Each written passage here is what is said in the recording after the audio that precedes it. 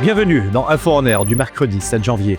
Et on commence avec la croissance économique du Maroc en 2026 qui devrait atteindre 4,5% d'après un rapport de Standard Chartered Global Research, une tendance qui s'inscrit dans le sillage de la dynamique de l'année écoulée qui a été supérieure aux prévisions. L'étude met en relief les forces des secteurs non agricoles et l'accélération des investissements publics et privés en prévision de la Coupe du Monde 2030, sans oublier les dernières précipitations qui viennent dissiper les craintes liées à plusieurs années consécutives de sécheresse. Les dépôts auprès des banques se sont établis à près de 1315 milliards de dirhams au terme des 11 premiers mois de 2025. Un volume en progression annuelle de 7,3% selon Banque Maghreb. Pour leur part, les dépôts des ménages se situent sous les 1000 milliards de dirhams, dont 220 milliards détenus par les Marocains du monde.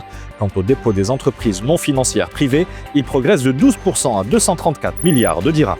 L'encours des crédits bancaires se situe à près de 1200 milliards de dirhams à fin novembre 2025. Des fonds en hausse de 6,2% par rapport à la même période de l'année précédente.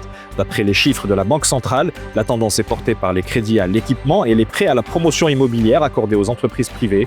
Du côté des ménages, ce sont les prêts à l'habitat et à la consommation qui donnent le tempo. Nvidia lance la production de ses nouvelles puces pour l'intelligence artificielle.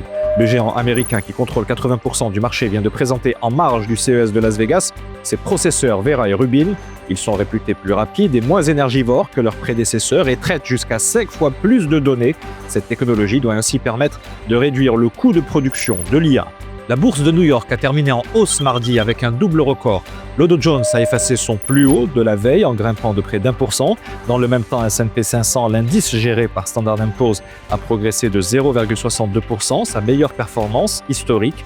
Des résultats qui reflètent le retour de la confiance chez les investisseurs après les inquiétudes liées à une potentielle bulle spéculative autour de l'intelligence artificielle. C'est la fin de cette Info en Air. Si vous souhaitez diffuser votre logo ou vos infos dans cette édition, n'hésitez pas à nous contacter via WhatsApp au 06 00 01 43 78. Et d'ici là, portez-vous bien.